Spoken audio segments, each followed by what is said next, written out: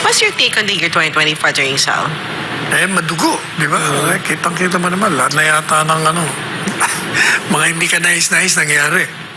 Sa pagtatapos ng taong 2024, hindi maganda ang puod ng dating Chief Presidential Legal Counsel sa mga nangyari sa loob ng nagdaang 12 buwan.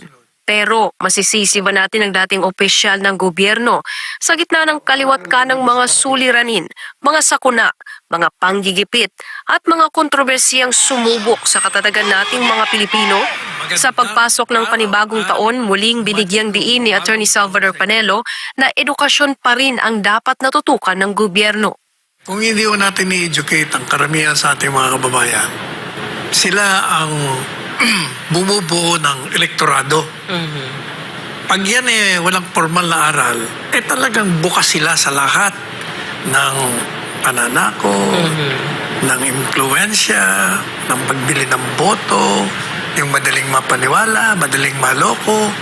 Kasi walang formal na aral Dagdag pa ni Attorney Panelo, kahit pa sandamakmak na mga Duterte ang magiging presidente, ay hindi pa rin tuluyang uunlad ang bansang Pilipinas.